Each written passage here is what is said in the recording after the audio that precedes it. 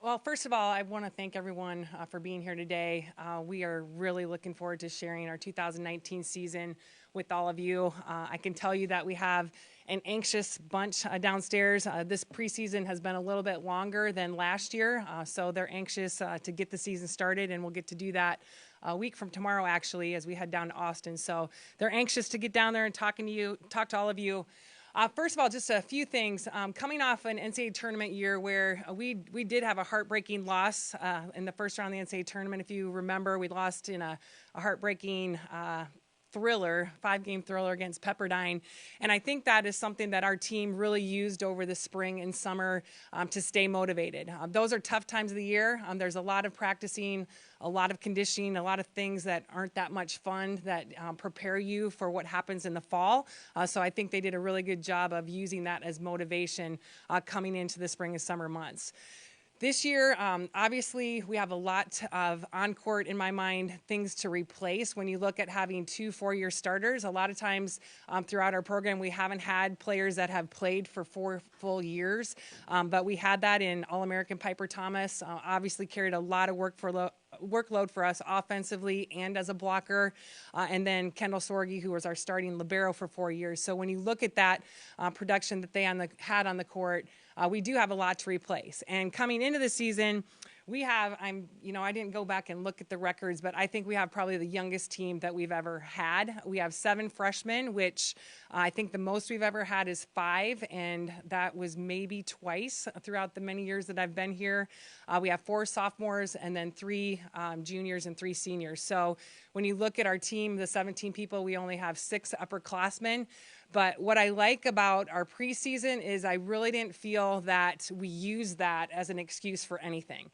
We got in there, we worked hard, and I give a lot of credit to our freshmen, first of all, at making efforts to get here throughout the summer, to work out with our team, to get to know some of the returners. And then a big, huge part of that goes to our returners, because I think when you have 7 new people, you have to find that right balance between loving them and supporting them and having patience, but also having the accountability for the expectations that we have within our program. So I thought our returners did a really good job of that, and it has been a really good preseason. We've been going at it, like I said, for 2 full weeks. So when you do that, you're going to have some ups and downs throughout that time. So we've definitely had those, but I feel like we've weathered that pretty well also. So very proud of our team in general right now with what they're doing and how they've handled. I look at it as we kind of neutralize some of the challenges that you have with having such a young team. I'm going to talk about some of the returners. First of all, Rachel Coop, who was our starting setter last year. Obviously, we're looking for her to step into that role again. She's done a great job, in my opinion, of growing over the spring. We only had 1 setter training for a lot of the spring, so she got a lot of reps in a lot of different ways. And I look at her as not just growing with what she does technically, but her volleyball IQ has expanded, figuring out how to run an offense and putting her hitters in the best situation to score. So improving on a lot of parts of that. She also, she doesn't just set balls. She has to defend, she has to block, she has to serve. And so she's worked really hard at improving in some of those areas as well. And the other big thing with her is I think she's done a really good job in her willingness to stand out as a leader on our team. There are things with Rachel that are very comfortable in leadership, and there's things that I think are more out of her comfort zone, especially when you look at her 2 or 3 years ago, and she's done a really good job of working hard to be the leader that she's needed to be for our team. So really proud of her. Carly Taylor returns for us, had an awesome junior season. Obviously, she's one of our go-to players on the outside.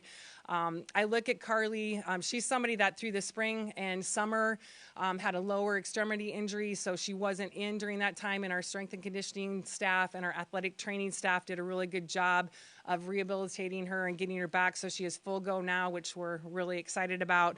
But Carly's one of those players that for the fans, she's that big cannon, that big gun. She's going to make that big kill. But for us, Carly is going to be a lot more than that and has been a lot more than that. This year, she will be a focus for most teams, in our opinion. So her finding ways to score other than that big kill is going to be really important. But also, she brings so much more in terms of being a primary passer. She's one of their better defenders on the team. What she has the potential to do behind the service line is absolutely crazy. So we're looking for her to even bring more. She's had a huge workload over the years, obviously an all-region player, first team all-conference. She's done a lot so far, but we look for that workload to be even bigger. And I know she'll step up and do that. So we're looking forward to a very exciting senior year for Carly. Kate Buzzwitz, a returner, junior, middle player for us, was all conference last year. And again, somebody throughout the spring and summer has just worked really hard at making improvements. She is our veteran middle, and she's taken ownership of that, leading our underclassmen in what it takes to be a middle.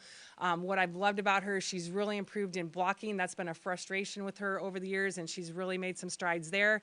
She's becoming that player offensively that we can push in not perfect situations, so always being available for our setter to be an option, which is huge. Also somebody that in my opinion, has grown a lot in leadership as well. Inga was a starter for us last year as a freshman, and she was pretty quiet throughout most of the season, and then absolutely turned it on the last few weeks. And I think her best matches were definitely our conference tournament and the NCAA tournament, and she just really has started from there and moved on. So really seen some great things from Inga over the preseason and spring training.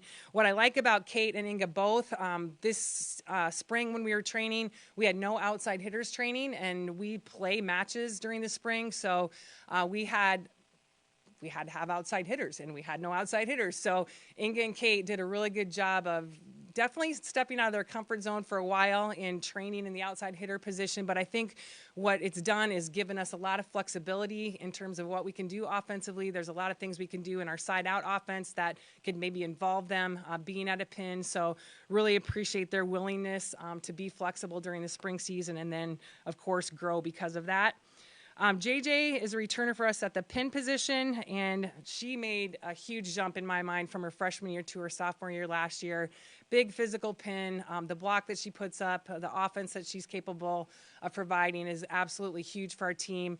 Right now, she's in the process of rehabilitating a shoulder or upper body extremity injury, and we're hoping to get her back on the court soon. We're not sure exactly when. She will be on the court at some time this season, but we're just not exactly sure when that will be yet. But we look forward to definitely having her back. And then our returners in the backcourt, we have Abby, Taylor, and Bailey, who all got time last year in the backcourt. Really have liked how they all three have worked hard together to take ownership of our backcourt, whether it's in serve, receive, and defense. I think they all three have very different strengths, and I think what's neat about it is they're all three very versatile in their positions as well. So we feel very comfortable putting them left, middle, right. It doesn't matter. I think they all three are very capable of doing any of those positions. So I think that allows for us to have a lot of flexibility when it comes to our defense. And I do know that all three of them should be a big part of our serve, receive, and defensive systems this year. So very proud of the three of them. And then our two sophomores, Carly and Kat, have both made great strides as well. And I look at them not as just making the strides on the court from their freshman year, but getting a chance to work with our strength and conditioning staff and being able to get stronger and get more physical, jump higher, move faster. They've worked really hard and take ownership of developing in those areas as well. So most impressed with their improvement in blocking. I think they bring a lot of versatility offensively by being able to play both middle and right. So we look for those two to challenge for time on the court, as well as adding a depth to those middle and right positions. I'm not going to go through each freshman, but again, I'm really proud of how our freshmen have handled it. The preseason, it's hard to explain to freshmen what it's going to be like when they get here, and it's always very different than what they're expecting. The hours and the commitment and the hard work that is put in during this time of year. It's all volleyball right now. There's no class going on. There's no break from it. And they've done a really good job of fighting through some of the early things that they were going through, and I'm really proud of them. I'll just say what we have for positions. Peyton and Kaylee are DS liberos for us. Ava's in the setting position. Maisie and Emma are pins for us. And then Emily and Kaylissa, both their main position has been middle, but we look for them to be people that can play anywhere along the net for us. So we're looking forward to incorporating our 7 freshmen into the returning group that we have. When you look at our schedule, I look at it as incredibly challenging, but also one that is really full of opportunity as well. When you look at it, we play 7 teams that are either ranked in the top 25 or getting votes. Absolutely, and I think 3 of them are in the top 15. So extremely challenging. Like I said, we kick it off in Austin against number 4 Texas before heading over to Texas State to play Liberty and Texas State. So we do kick it off right away with a bang. One of the highlights that we feel is being able to have the rotating tournament here at the McLeod Center. So bringing in Creighton, USC, and Kentucky. What an incredible opportunity, not just for our program, but we really feel for the Cedar Valley, the state of Iowa, for our university. They're number 18, number 14, and number 7. That's an amazing opportunity to host a competitive tournament like that here. Obviously, we're excited about having those teams on our home court, but I think the other thing that really gets us going and gets us excited is being able to bring those teams here and show them what we're all about as a university, our fan support that we have, our community. I think that they'll be very surprised as to the support that we get, and I think that's one of the things as a program that we're most proud of is that support. So we're really looking forward to not just that competition, but being able to, I guess the way I look at it is show off what we have going on here. So we're very proud of our fans, our administration, and everybody working hard to make this tournament as special as it should be. So anybody in the state of Iowa that loves volleyball should be here that weekend. It's September 6th and 7th. We obviously have our interstate match with Iowa State. That's at Iowa State this year, so we always get a really good following. So we're looking forward to that continued relationship. They have a great program, and I'm really thankful that they're willing to still do the home and away. I think that's a really good thing for the state as well. And then we'll round out our non-conference schedule with a 3-day tournament at number 26 Missouri, and then a tournament at number 16 Marquette. So, like I said, absolutely crazy, but another year that in our mind is full of opportunity. As Nick said, we were preseason picked number 1 in the conference, and we are really appreciative of the respect that we received being picked number 1. But I will tell you that our team does understand that that's exactly what it is a preseason pick, and it takes a lot of hard work and discipline and the ability to show up, match in and match out during 2.5 months of a regular season, which gets long and hard to be able to win a championship. So I will tell you that that is definitely high on our team's mission for this year is to win a conference championship. So we're looking forward to what we know is going to be a really big battle in the Missouri Valley this year. Other than that, I just want to also welcome Jason Allen. He is in the back. We're excited. His family finally got here yesterday. So Jen and his 2 beautiful daughters are finally here. So I think they were a little bit happy about that. So we're really excited to have Jason. I know he's going to bring a lot to our program. He's going to be a great asset. He already has been in the short time that he's been here. I'd also like to just thank Michelle and Kim, because we had a lot of months this year that I would say we were really short-staffed, and it was a lot of months that are very long and hard when you have a full staff. So I'm really appreciative of those two. Kind of makes me a little bit emotional, sorry, and what they've been able to do over those months, because it wasn't easy, and I'm just really proud to have they just have so much passion for making sure this program doesn't miss a beat, and they put in the time and effort to make sure that didn't happen, so thank you. And I will open it up to any questions. What has Jason been able to bring to your staff, and is he working with the setters still, or have you kind of reorganized some things there? Yeah, first of all, the number one thing is, I think, just a freshness for all of us. And, I've talked about this before. It's been awesome to have the same staff for 15 years, and I think we've worked really well together. But we've talked about sometimes you can get with your ways that you always do things.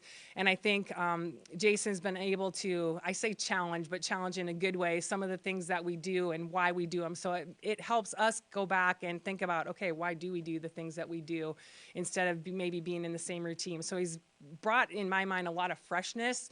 I joke with this because he is an organizer and I am not. And I don't know how many times I've apologized to him. Yeah, I know that's your personality.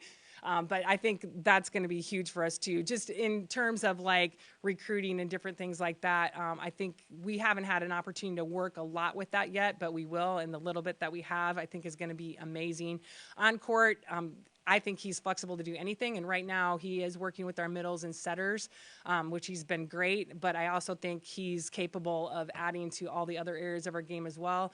Put him in charge of blocking and some of the things that we're doing there, I love. So he's had experience in a lot of different areas. So, I think like right now, because you're just in the heat of the fall and we have to get going, I look for us to even use more of what he has done over the years later, because right now it's just that time, it's crunch time, and we've been able to implement a lot of awesome things that he's brought, but I look for that to even continue more as we head into more time together. You said this team might be the youngest that you've ever had, and probably one of the most challenging preseason before conference season that you ever had. Yeah. What are the benefits for throwing the kids in the deep end right away and helping in their development? Yeah, I think, we always schedule in a way that we know it's kind of a high risk, high reward mentality. So there's a lot of risk in scheduling this way, but we also feel there's a lot of reward with that. And I think the one thing that we have to do well as a coaching staff and as a team is to understand that while we're going into every match to win it, it really isn't always about the winning and losing. It is about what we're doing within that process. So in my mind, it's the competitiveness, it's the fight.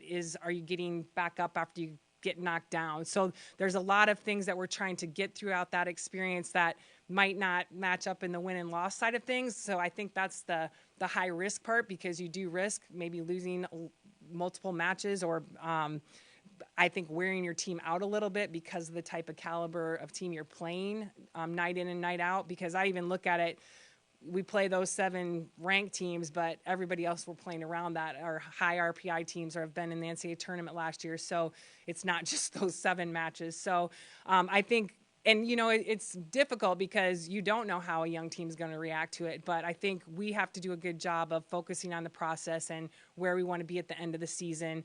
We always want to put ourselves in a position that we have a chance to be looked at and considered for an at-large bid. But ultimately, if we win the conference tournament, we're going to the NCAA tournament, which is our ultimate goal. So being able to get better and learn from all the matches that we have in the preseason is really a big part of it. But I do think, the risk comes because we don't know the personalities yet of 7 people for sure. So, but I think that we've had enough people. I know it's a small number, but our upperclassmen have competed in those situations, and we talk about it. We talk about why we're doing it.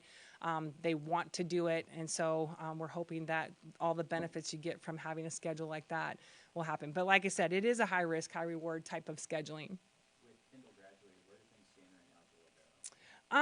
I think that right now I look at all 3 of the people, when you look at Abby, Taylor, and Bailey, have potential still for that position. It might even be a situation where, depending on who we're playing and what we need more, or somebody rises way above the other 2.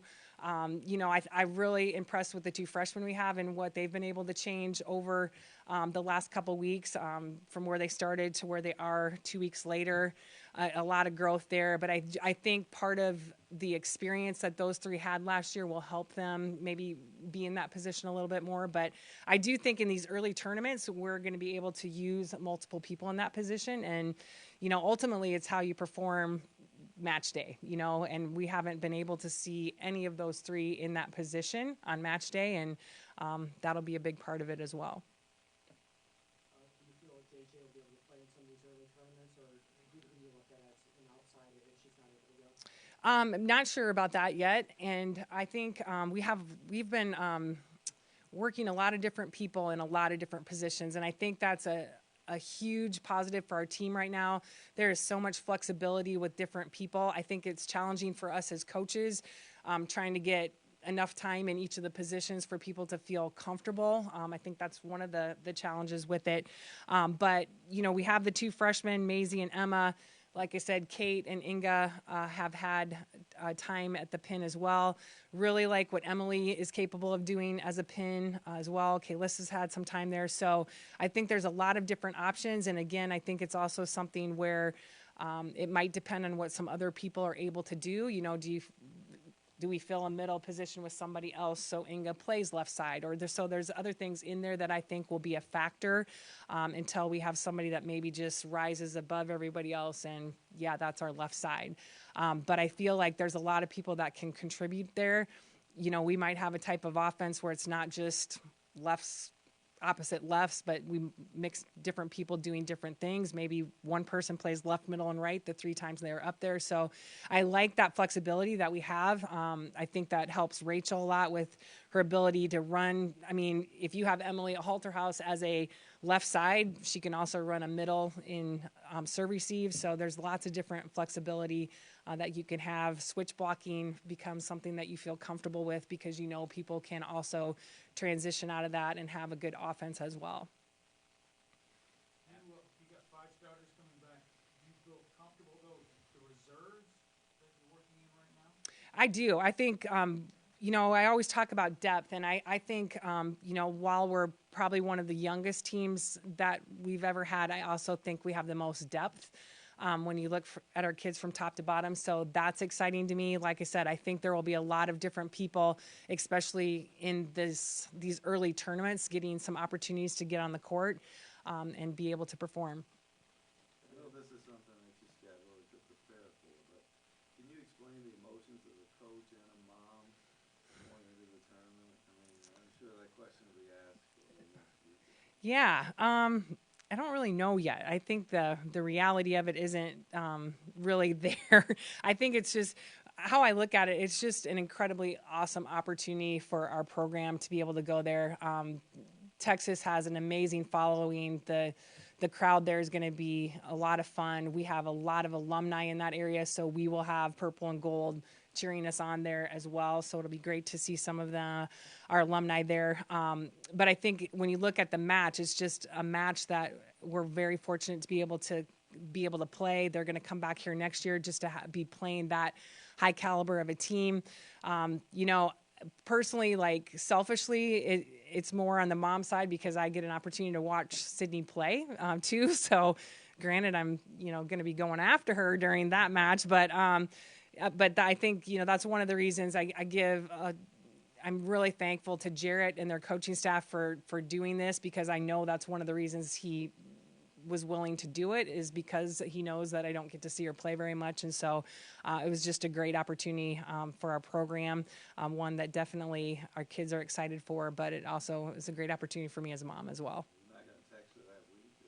I don't know what I'm going to do yet. She's also already got a lot of flack from a lot of family. So I just tell her I know all her weaknesses. So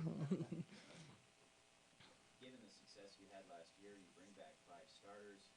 What's it like, Wayne, bringing in some new wrinkles to not be too predictable versus sticking to what made you so successful, especially with Coach Allen on the staff now, and then 7 freshmen? It seems there's a lot of dynamics in play. yeah, definitely. And I think that's what's exciting and nerve-wracking all at the same time. I do think that we're going to be very different than we were last year.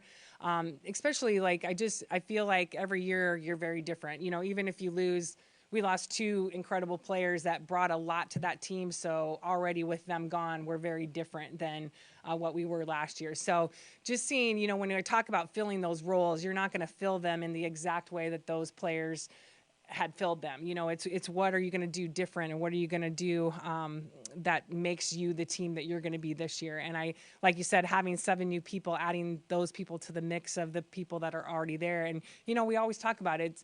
Just because you're a returner, you got to fight for that position.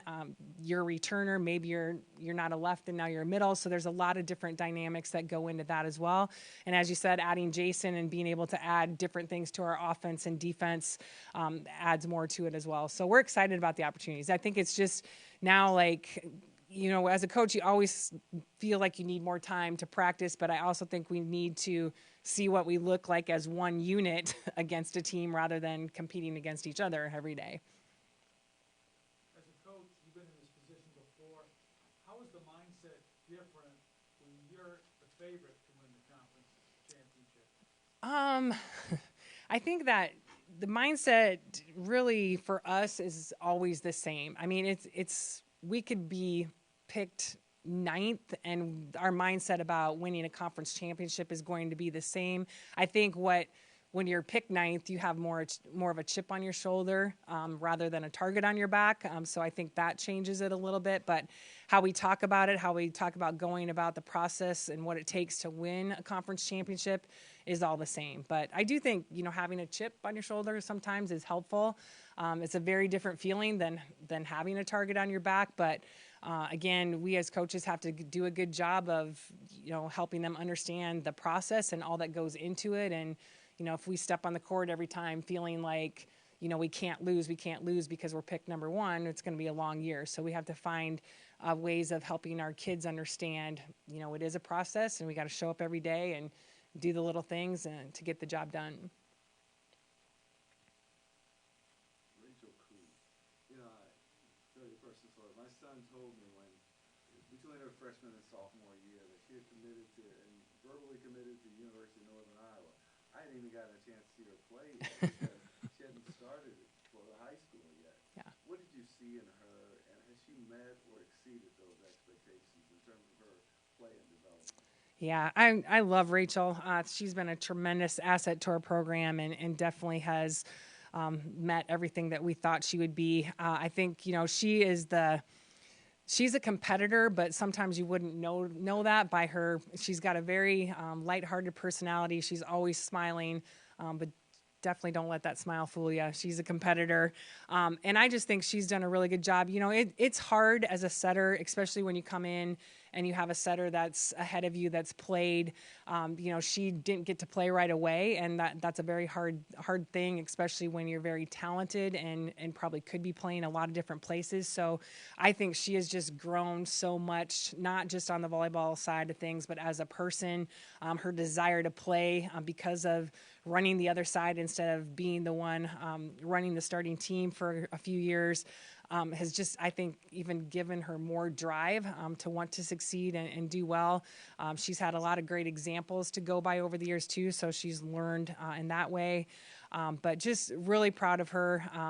Like I said, it's tough. It's tough, and I think the setter is the one position where there's a lot of positions that you can maybe do some subbing if you're, way ahead but the setting position is one that we don't do a lot of that. So once we have things going offensively, we kind of keep that person in there unless there's a huge need for a change. So she has done her time to have her time, I guess is the best way to put it. And saying that, I think she doesn't ever stop trying to learn and be better. I think some people feel like, well, it's my time and I deserve this. She is not going to be that player. She is going to earn everything that she's had on the court. So I think she's just continued to get better. And again, it's not just the volleyball IQ and the setting abilities, but she's gotten better physically and mentally. She's pushed herself in strength and conditioning more this year than she ever has. So I think that her drive to continue to get better has really helped her as well.